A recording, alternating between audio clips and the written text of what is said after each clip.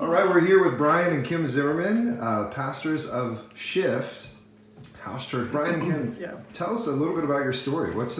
How did your church start, and how did you guys know that you were called to plant a church? Yeah, well, we really didn't start as a church, so we didn't look like we were going to go plant a church.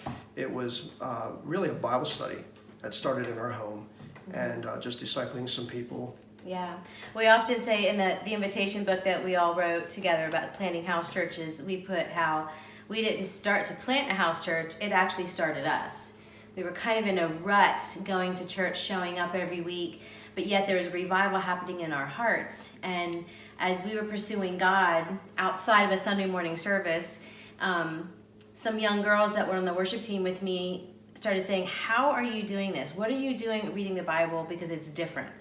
And they started coming over to the house earlier and earlier, and so then they started bringing supper with them. So we kind of just naturally grew into this supper club, and then we would go right into the scripture. And it started off with 3 young girls, I think, and then one brought a boyfriend, and then then a married friend started coming, then her husband started coming, and then another guy started coming.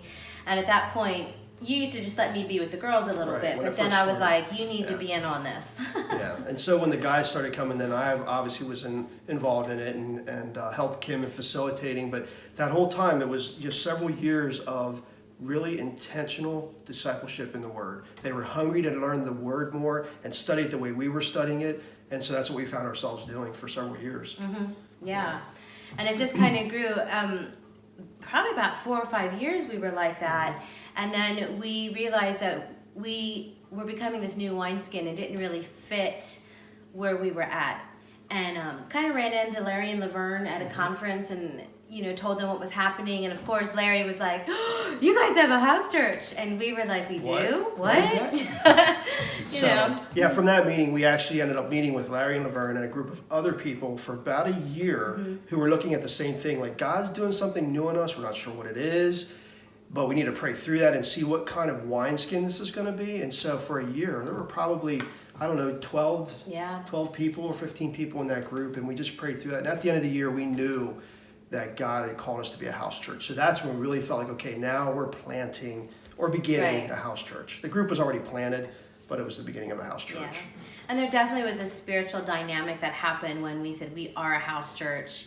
Brian and I became pastors with Dove. There just was this spiritual shift that happened, and that's kind of why we called it Shift, because just something happened in all of us that we just really started valuing house church, community discipleship, and that's what we say, that's where it started us. It just started our lives again, just spending time with people in the Word daily and seeing their lives change and our lives change. So it was really cool. Saying we just started to feel alive. Yeah. Because all of a sudden the gifts that were in us were being recognized and called out. And it was, you can be a pastor, you can be a spiritual mom. And all of a sudden we were like, we can? Because we were so used to that, come in, sit down, someone talks to you, and then you go home. And so to be in this environment now where like Larry and Laverne were like, this is who you are, you can do that. We had never had that before.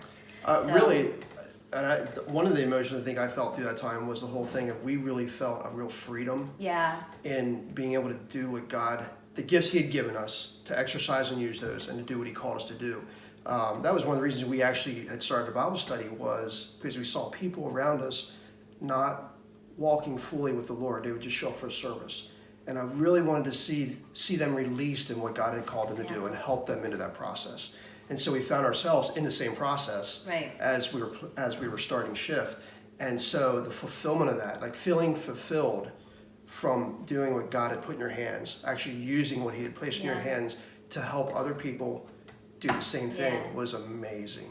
I mean, that's probably one of the big differences with maybe a house church planting or multiplying. It just looks a little different than a cell church or a mega church, because our heart, like, we don't look to plant something. It's more of we're discipling people. We're spending time with them, seeing what God's doing in them. That's what happened with Thrive as the Tuesday night house church. We just spent 2 years with them, just meeting it regularly. And then they actually came to us after a tragedy happened. They came to us and were like, we want to start a house church. And we're like, okay, when? And they said, tonight.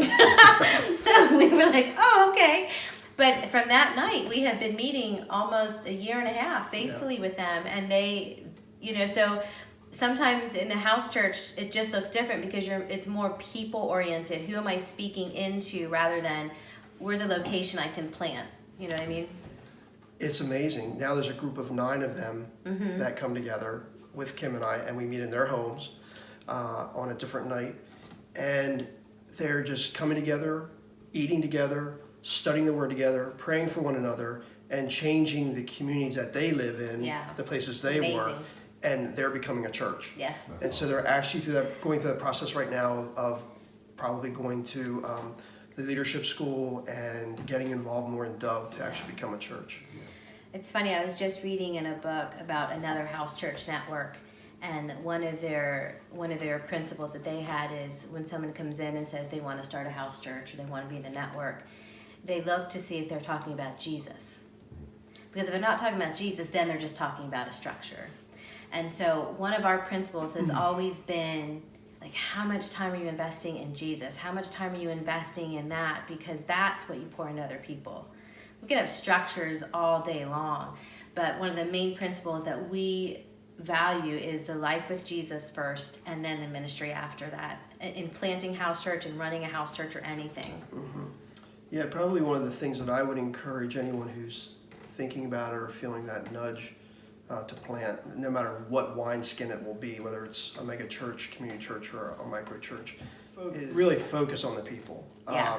A lot of times we get trapped, or our focus shifts into the logistics of time frames. When's this going to happen?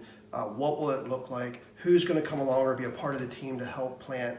And it's about God's children. It's about the body. It's about the people that we're going to plant with or that we're going to draw in to whatever God's doing.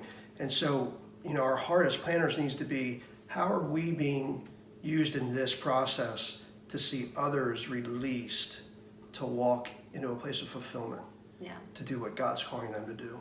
And then that's the bottom line. And so it doesn't matter what the structure that holds the church looks like, the timing of it, it's what He wants to do, and we have to just keep our focus on that. Yeah. And like I said, it's like with anything, it's love God, then love others. So even in planting or pastoring, first and foremost, it has to be God, and then how do we pour into others?